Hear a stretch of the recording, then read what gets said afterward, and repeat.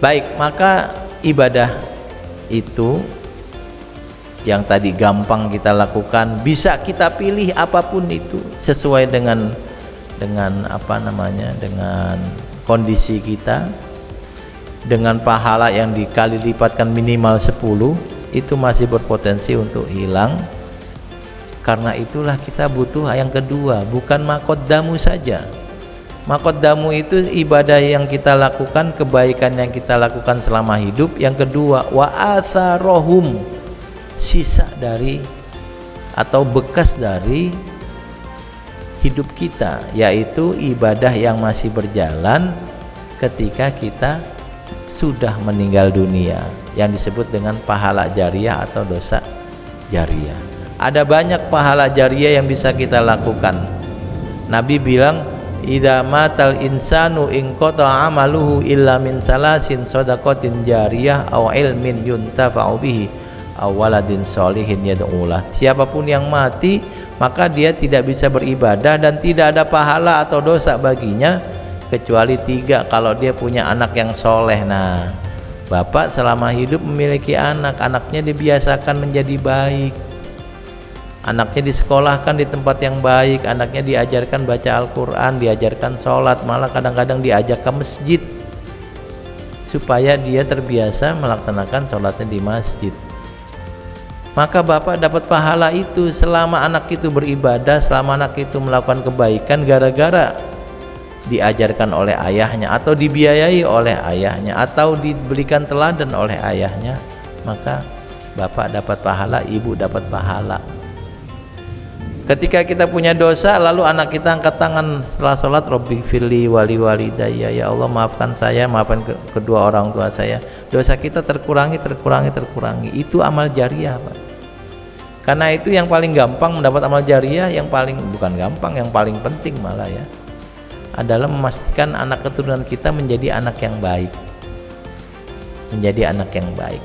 Kalau bapak memiliki anak, dibiasakan dengan kebaikan, dikenalkan ajaran-ajaran agama, dikenalkan kejujuran dan seterusnya, maka semua itu akan menjadi jariyah kita, akan menjadi jariyah kita. Lalu anak kita ini mengajarkan anaknya seperti itu, saya dulu diajarin bapak saya untuk begini, maka kemudian dia ajarin anaknya seperti itu, maka bapak masih dapat jariyah dari cucu bapak nih, kalau kebaikan. Tapi kalau bapaknya ngajarin main kartu, ngajarin apa, main kartu nggak dosa Pak ya, judinya yang dosa ya, main judi, ngajarin untuk tidak sholat pas lagi ada apa, misalnya lagi ada acara kemana ya, waktu sholat masuk sudah ada suara adzan tapi kemudian anaknya tidak diingatkan untuk sholat,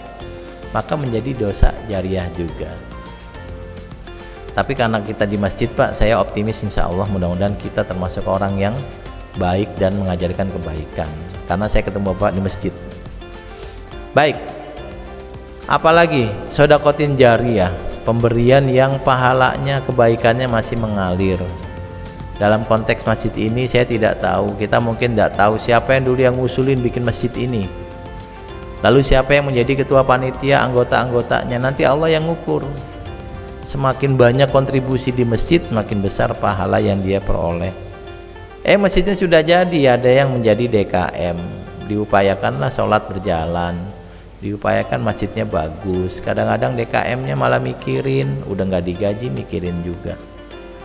Dalam banyak hal saya dapati DKM-nya malah ngeluarin duit Pak, ketika dalam kondisi keuangan jelek DKM-nya yang membiayai. Itu semua dicatat Tuhan.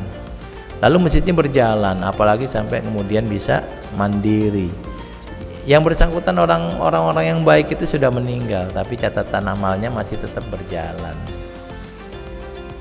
Banyak yang seperti itu. Nanam pohon aja ada pahala jariyah. Nabi bilang, tidaklah seseorang menanam pohon lalu ada burung memakan buahnya atau ada orang mencuri buahnya kecuali dia dapat pahala. Saya termasuk orang yang bersyukur banyak pohon Pak, karena saya sering naik motor. Kalau naik motor siang-siang itu akan terasa beda kalau kita melewati pohon adem Pak.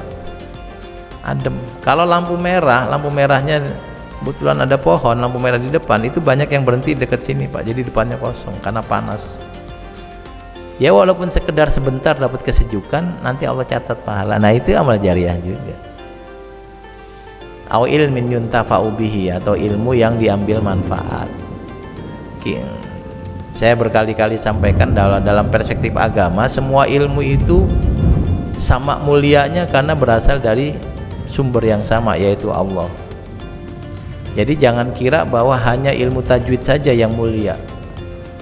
Fisika kimia juga mulia, biologi juga mulia, bahkan ilmu pertukangan juga mulia. Karena ketika kita ngomong pesantren itu penting, santri itu mulia, kiai itu mulia. Kiai bisa ngajar kalau ada bangunannya. Nah untuk ada bangunan perlu tukang, kayak gitu. Sebab kalau nggak ada tukang, kiainya sendiri yang bikin masjid, ambruk masjidnya Pak. Bukan cuma ambruk, kadang-kadang malah nggak jadi karena kiainya nggak bisa ngaduk semen. Saya pernah nyoba ngaduk semen Pak, baru 2 kali ngaduk aja udah pegel punggungnya ya, karena nggak terbiasa. Jadi artinya ternyata ilmu-ilmu itu semua berpotensi untuk memuliakan orang, tidak hanya ilmu agama. Kalau Bapak nanti memilih profesi sebagai ustadz, Bapak ajarkan keutamaan haji, pahala buat Bapak, orang jadi tahu manasik haji. Tetapi jangan lupa untuk bisa pergi haji orang harus naik pesawat. Nah untuk bisa sampai ke Mekah itu naik pesawat perlu ada pilotnya. Lah belajar pilot menjadi wajib Pak ya.